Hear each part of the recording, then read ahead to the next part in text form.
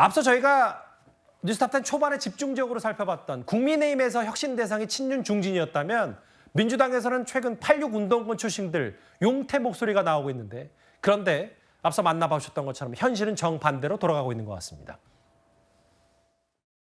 어떻게 만든 민주공화국입니까? 반윤석열 세력들이 촛불부터 다 연석회의를 해가지고 민주당도 거기 참여하고 해서 연합 플랫폼을 만들자는 거죠.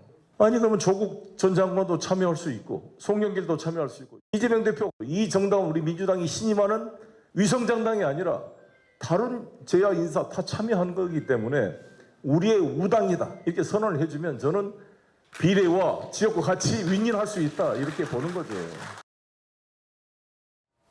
최병무 의원님 이런 것 같아요. 화면의 주인공 송영길 전 대표 지금 구속 위기에 몰렸고, 모르죠? 뭐 이제 이러면 오늘쯤 검찰이 구속영장 청구한다고 하니까 좀 봐야 될 텐데. 네. 추미애 전 장관, 임종석 전 실장, 조국 전 장관까지 과거에 뭐 기득권 혹은 86 운동권들, 전직 장관까지 지냈던 사람. 어쨌든 국민의힘에서는 쇄신, 불출마 뭐 누군가 나오는데, 여기는 오히려 반대로 뒷전에 있었던 사람들이 다시 전면에 등장하는 분위기를 어떻게 판단하십니까? 뒷전뿐만 아니고 이제 어찌 보면 민주당이 정권을 내놓게 된 결정적 계기를 만들었던 사람도 있는 거 아닙니까, 저기에? 예. 그런 사람들이 이제 정치를 하겠다. 정치를 통해서 명예회복을 하겠다. 이렇게 나오면 민주당에는 거의 재앙적이라고 볼 수가 있죠. 왜 그러냐면 저는 저 중에서 이제 예를 들어서 조국 전 장관 같은 경우는 국민적 평가가 이미 끝났다고 봅니다. 예. 그럼에도 불구하고 본인이 뭐 신당을 만들든 뭐 아니면 출마를 하든 뭐 이렇게 나와서 뭐 비법률적 방식으로 명예회복을 하겠다 이렇게 얘기를 하면 민주당의 정치적 부담이 굉장히 가중되는 거예요. 만약에 민주당 공천을 지금 노린다면 민주당이 과연 공천을 줄 것인가 안 줄 것인가 하는 부분.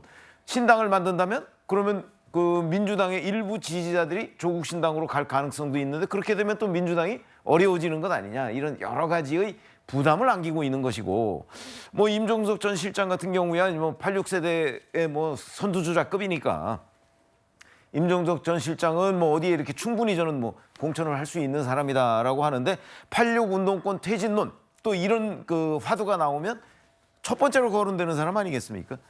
그다음에 추미애 전 장관은 뭐 지금 잘 아시다시피 윤석열 대통령을 만든 뭐 1등 공신이라는 얘기가 국민의힘 내부에서도 나올 정도로, 그거는 뭐 우리 국민들이 충분히 관찰했던 상황이거든요.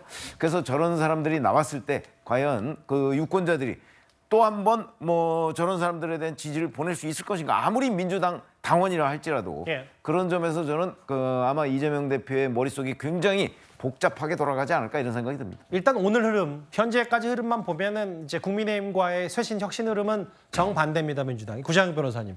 추 전 장관 얘기가 나왔으니까 짧게, 오늘 온라인에서 화제가 됐던 게 추 전 장관이 북한 노동신문에 등장했다면서요? 무슨 일입니까?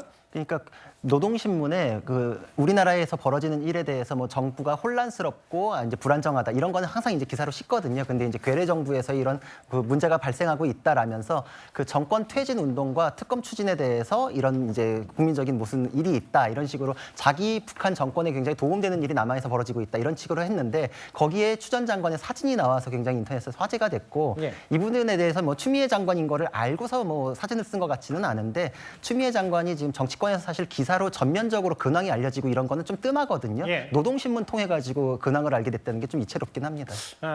예, 이건 짧게만 짚어봤고요. 특히 이제 송 전 대표는 검찰이 어제 저에게 뉴스탑10에서 전해드렸지만 불법 정치자금 7억 얘기까지, 4억이 더 늘어난 금액까지 검찰이 감안해서 구속영장 청구까지 검토하니까요. 여러 가지 송 전 대표의 이제 사법적 위기도 같이 동시에 생각해서 봐야 될 것 같습니다.